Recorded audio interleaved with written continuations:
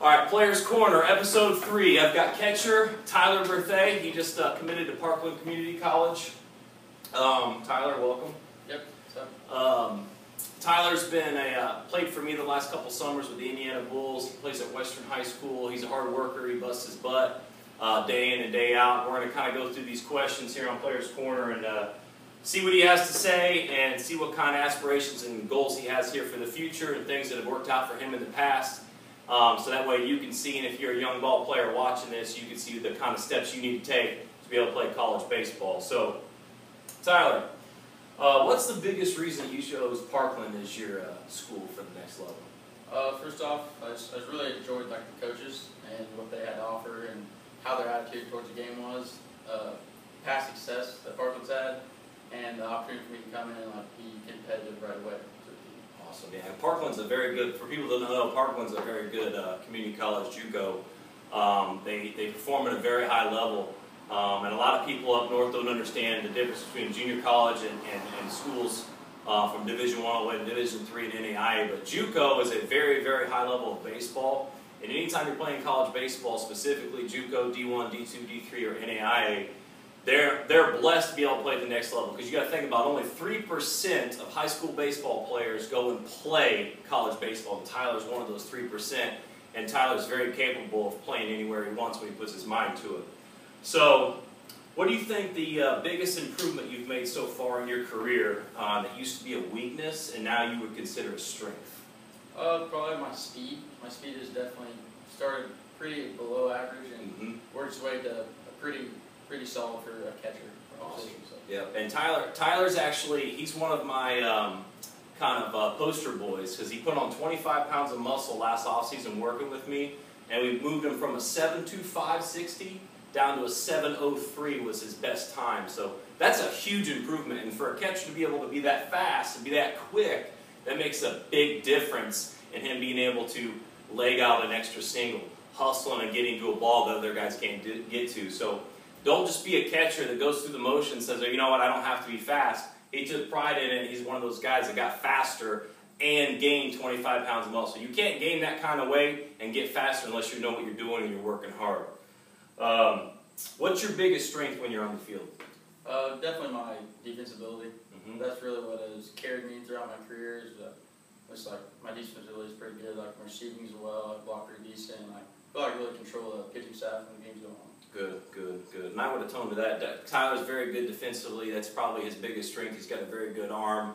He's constantly throwing behind runners. He's constantly checking runners. He's communicating. And the big thing, and I think the most important thing as a catcher, he's the leader on the field. So you've got to communicate. If you're not communicating, you're not doing your job. And Tyler's one of those guys that's communicating from pitch to pitch. And even though sometimes I've gotten on him in the past as his coach, he understands why that sort of constructive criticism happens. And as a catcher, he knows he's got to be a leader on the field. So the defensive ability, and I would atone for him to say he's also a leader. And the big thing about being a leader is it's a day in and day out thing, and it never stops. So, all right, let's go to the next question. So, of all the strengths and weaknesses, what would you say is still a weakness that you want to improve over the next, not just this year as a senior in high school, but throughout college? Throughout college and just throughout the rest of the career period, I think my hitting needs to improve. I think that would really make me a complete player. So I showed flashes of being a good hitter, but it just really hasn't all fallen together. Exactly. And so, as a baseball player, I have a philosophy. I want you to be confident. Borderline cocky. You never want to be cocky where you're condescending toward players. And confidence is a big issue when it comes to hitting.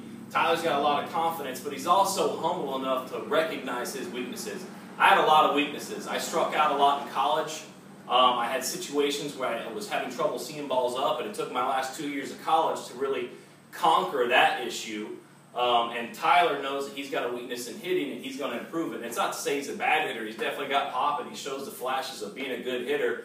It's the day in and day out. And when you look at yourself in the mirror as a ball player, you need to know what your weaknesses are. Because if you're not working on your weaknesses, are you getting any better? No. Exactly. If you rely on your strengths, when you get to the next level, if they're very, very good strengths, you're still going to get beat. Because there's guys at the next level that have all 5 tools and will come at you and work hard every day, right? Yeah. All right, so out of our sessions that we've done, what is the biggest drill that we've done, or even in the weight room, exercise that we've done, that you feel like transfers to your hitting or transfers on the field the best? I feel like the rapid fire soft toss has been a big drill. Just to keep, it leaves no room for error. Makes it, the swing path has to be perfect and in line, really get the ball quick and not have the long, lofty, loopy swing. Perfect, perfect. So what he's talking about is the rapid fire soft toss. Is I'm going on his timing, but I'm also trying to pick him up again. So we'll have 4 to 5 baseballs, and we're tossing soft toss at a time. He's working on getting his hands through the zone, rotating from his bottom half up, because the power starts from the bottom half up. That's what he's utilizing there when he's talking about actually firing the hands through the zone and getting stronger, but also being quick with his hands and having that short to it, long to it swing, or long through it swing. So pre-game routines. Everybody's got their little things. Do you have any kind of pre-game routine you like to do? Yeah, it kind of started out last year with our high school team, our little state run we had. I listen to Work song every game. So I gotcha. Gets me hyped for the game. Awesome, awesome. So he listens to Work as part of his pre-game routine, and that's good. And I advise everybody to have some kind of pre-game routine, because you've got to have. There's a different Tyler Burthay outside the lines, and then in between the lines, there's another Tyler Burthay, right? Would you say that Tyler Burthay between the lines is a savage? Yeah. Yeah, and this is the thing, is you've got to have, I've seen Tyler Burthay stand up for himself on the field and not let anybody try to intimidate him, and that's the attitude that you got to have. You got to have a bulldog mentality when you're between the lines.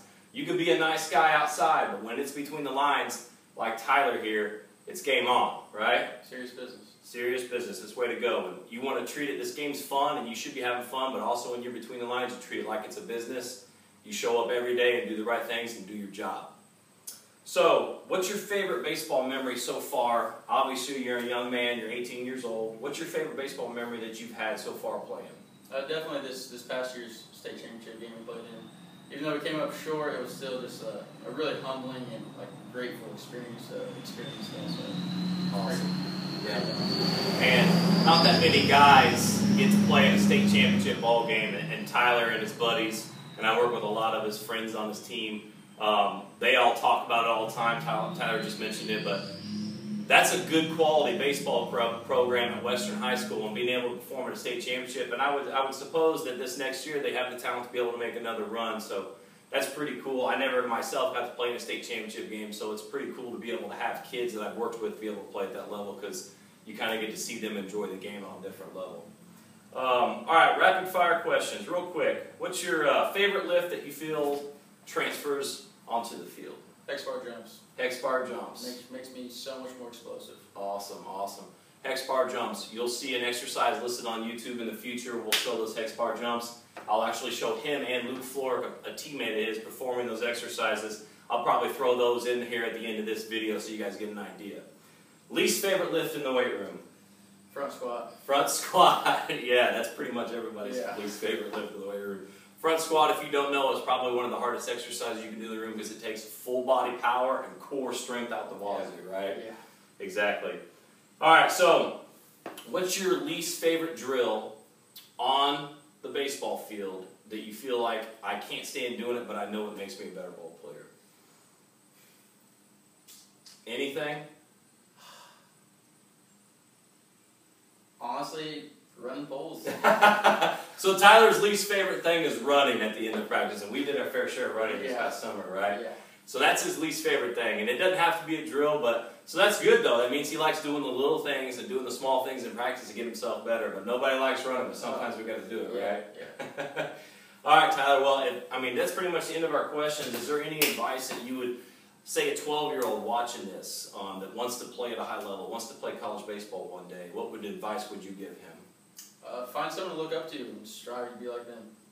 Yep. So hard workers, and I would say yes, that's the way you need to do it. Is you find somebody that you want to be like, find somebody that is at the level that you want to reach, and you emulate their game, but also have your own personality, have your own identity. But you work hard just like that person worked, and I guarantee it'll show on the field and it'll pay off in the future. Because if you get to the next level, you work hard, right? Okay. And when you get to the next level, the hard work completely escalates 2 to 3 times of what you thought it was in high school. All right, Tyler, well, I appreciate you being on here. And I'll show some clips of Tyler working out here. Towards the end, he actually did 225 on the Swiss bar bench press on an old video. I'll throw that on there too. He's still got the PR for a baseball player in the weight room in here. So appreciate it, Tyler. And until next time, this is Laird's Training, Players Corner, Episode 3, out.